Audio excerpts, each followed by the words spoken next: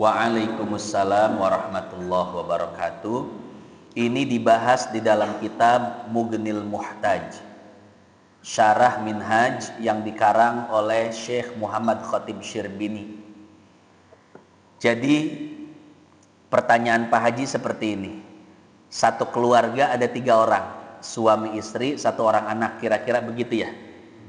Ketika dia ingin berkurban, apakah cukup 1 ekor kambing untuk semuanya, atau haruskah 1 orang 1 ekor kambing? Berarti 3 ekor kambing buat keluarga ini. Kira-kira yang betul yang mana? 1 ekor kambing cukup untuk 1 keluarga, atau 1 ekor kambing cukup untuk 1 orang? Hadirin jamaah yang dimuliakan Allah, di sini ada 2 konteks. Pertama, konteks hukum. Dalam konteks hukum, 1 kambing cukup untuk 1 keluarga. Tapi dalam konteks pahala, maka 1 orang 1 ekor kambing. Berarti kalau keluarganya 3 orang, harus 3 ekor kambing. Nah, bagaimana penjelasannya? Penjelasannya seperti ini. Jadi setiap keluarga mampu, setiap tahunnya itu terkena beban sunnah muakkadah untuk berkurban. Ini khusus keluarga mampu, Pak ya. Misalkan nih, 1 keluarga 7 orang, suami istri 5 orang anak, dan keluarga ini keluarga mampu. Nah, setiap keluarga mampu, setiap tahunnya sunnah muakkadah, sunnah yang hampir mendekati wajib untuk berkurban.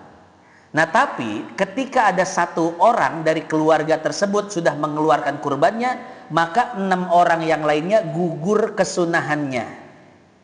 Misalkan bapaknya sudah berkurban, maka istrinya dan 5 orang anak yang lainnya gugur kesunahannya.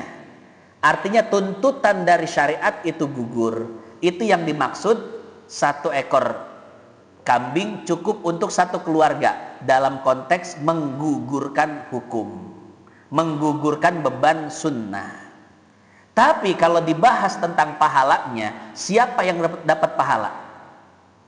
Ayahnya saja yang berkurban, atau istri dan anak-anaknya dapat pahala juga? Maka yang dapat pahala itu hanya yang berkurban saja. Jadi kalau yang berkurban itu ya suaminya, berarti yang dapat pahala suaminya saja. Istrinya tidak, 5 anaknya tidak dapat juga. Nah, Syekh Muhammad Khatib Syirbini mengkiaskan dengan masalah salam. Beliau contohkan seperti ini. Misal, ada 1 orang duduk, kemudian ada 7 orang berjalan. Maka adabnya, sunnahnya, yang berjalan mengucapkan salam kepada yang duduk. Dalam hadis sahih disebutkan, liyusallimal masyi alal qa'id. Hendaklah orang yang berjalan mengucap salam kepada orang yang duduk. Nah, ketika 7 orang ini melewati orang yang sedang duduk, maka 7-7-nya terkena beban sunnah untuk mengucapkan salam. Tapi ketika ada 1 orang yang mengucapkan salam, maka 6 orang yang lainnya gugur beban kesunahannya. Maka 1 salam cukup untuk 7 orang tadi. Artinya apa? Artinya kesunahan untuk mengucapkan salamnya gugur. Ini konteks hukum. Tapi bicara pahala, kira-kira yang dapat pahala yang mana? Yang mengucapkan salam saja apa semuanya? Yang mengucapkan salam saja, kata Syekh Muhammad Khatib, ya. Nah, jadi yang mendapatkan pahala hanya yang mengucapkan salam saja, yang lain tidak dapat pahala. Begitu pula ketika kita 1 keluarga ada 7 orang. Maka dalam konteks hukum, ketika salah 1 dari 7 itu berkurban, yang lain gugur kesunahannya. Tapi secara pahala, yang mendapatkan pahala hanya yang berkurbannya saja.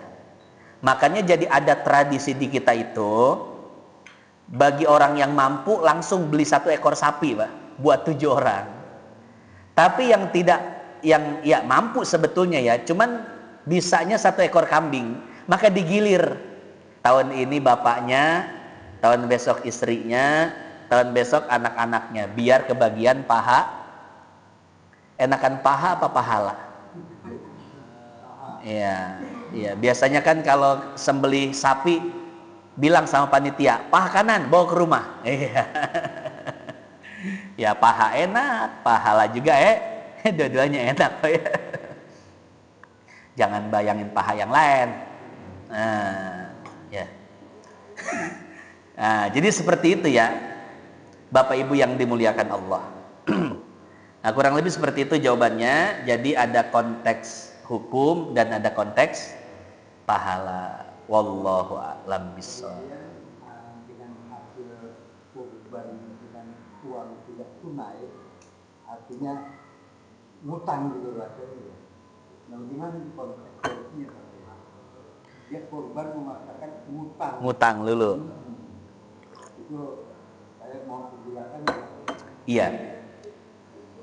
Ini dijelaskan di dalam kitab Tuhfatul Wadud fi Ahkamil Maulud karangan Syekh Ibnul Qayyim Al-Jauziyah. Beliau pernah ditanya tentang orang yang berakikah tapi dari hasil hutang. Jawaban beliau bagus dan dianjurkan. Kenapa? Karena dia berhutang dalam rangka menjalankan sunnah Rasulullah Shallallahu Alaihi Wasallam, dan diharapkan orang yang berhutang untuk melaksanakan sunnah Allah berikan pertolongan untuk melunasi hutang-hutangnya. Cuman ada PR buat kita, ya. Jadi jangan atau tidak boleh berhutang kecuali kita sudah punya sumber untuk melunasi hutang tersebut.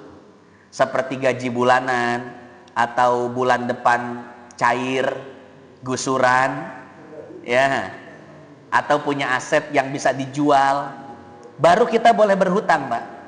Tapi kalau seandainya kita berhutang tapi tidak ada sumber untuk membayar melunasinya, maka berhutang hukumnya haram. Pak, saya berhutang, gimana bayarnya? Ya, gimana aja ntar, ya. Itu haram, tidak boleh berhutang tuh.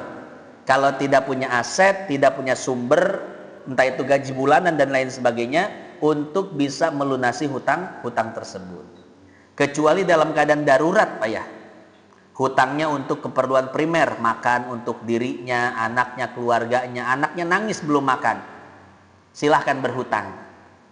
Walaupun dia tidak tahu kapan bisa bayarnya. Ya seperti itu. Kecuali dalam keadaan darurat baru boleh berhutang tanpa adanya apa? Sumber untuk membayarnya. Nah, jadi itu masalah akikah. Nah, sama dengan masalah kurban seperti itu. Orang ingin berkurban tapi hutang dulu. Boleh. Cuman catatannya apa? Dia punya sumber untuk melunasi hutangnya. Oh, bulan ini Dzulhijjah saya belum punya duit. Nanti tahun baru cair. Apanya Pak cair? Es rumah, es di freezer cair semua. Listrik mati, token nggak kebayar. Ya pokoknya di bulan selanjutnya itu ada cadangan, ada aset yang bisa dicairkan, ada gaji bulanan. Jadi PR-nya itu aja ya. Nah, jadi kita berkurban dengan cara berhutang terlebih dahulu, silahkan diperbolehkan. Cuman catatannya tadi kita harus punya sumber untuk melunasi hutang-hutang tersebut. Wallahu a'lam bishawab. Apaan? Ya silahkan.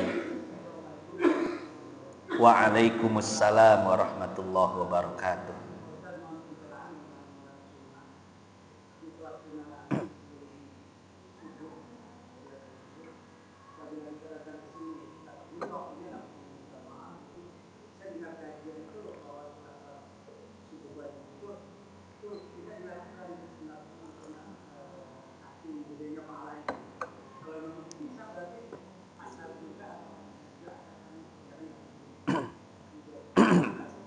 Iya, ini disebutkan di dalam kitab Az-Zubad. Zubad itu Pak, kitab fikih yang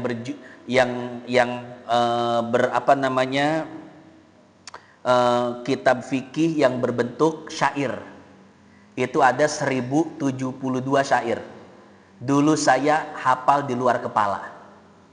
Sekarang masih di luar kepala, cuman beda luarnya ya.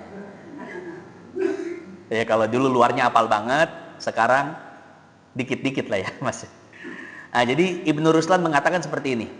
Wa yakhrujun naw'ani jam'an bin qidha ma waqata syar'u lima qad furidha. Jadi keluarnya salat qobliyah itu berbarengan dengan keluarnya salat fardunya. Artinya apa? Artinya salat qobliyah itu waktunya dari mulai masuk waktu salat fardunya sampai keluar salat fardunya. Artinya dia bisa dikerjakan baik sebelum sholat fardunya atau setelah sholat fardunya. Maka betul pernyataan tadi. Sholat qobliyah zuhur, sholat qobliyah apa tadi? Subuh itu bisa dikerjakan setelah sholat subuhnya. Kita masuk masjid sudah sholat subuh, langsung saja gabung sholat jamaah. Nanti setelah sholat subuh berjamaah, maka kita sholat qobliyah subuh. Ya. Apakah itu ba'diyah? Enggak. An-niyat ya. Yang membedakan qobliyah dan ba'diyah itu adalah niatnya. Yang penting kita niatnya apa? Niat qobliyah. Walaupun dilaksanakannya setelah subuh. Nah, itu tetap tercatat sebagai qobliyah karena kita berniat qobliyah. Dan karena memang berdasarkan aturan qobliyah itu bisa dilaksanakan sebelum dan sesudah. Beda dengan ba'diyah. Ba'diyah itu tidak boleh dilaksanakan kecuali sesudah sholat fardunya. Nah, kalau sholat qobliyah subuh bisa dikerjakan setelah sholat subuhnya, begitu pula dengan asar. Jadi qobliyah asar bisa dilaksanakan setelah sholat asarnya. Ya, cuman tadi yang perlu kita garis bawahi niatnya. Tuh, jangan sampai salah niat. Niatnya ba'diyah lagi, jangan. Ya, niatnya qobliyah. Kenapa bisa seperti itu? Karena kita lihat ke dalam bab niat. Yang namanya faidatun niyah atau fungsi niat adalah tamyizul adah anil ibadah. Untuk membedakan antara ibadah dengan yang selain ibadah.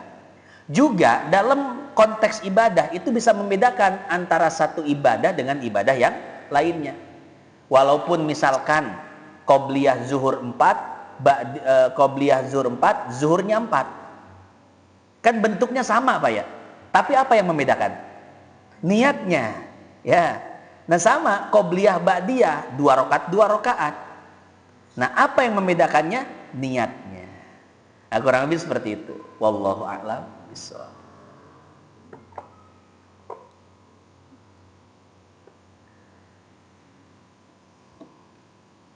Masih ada yang ingin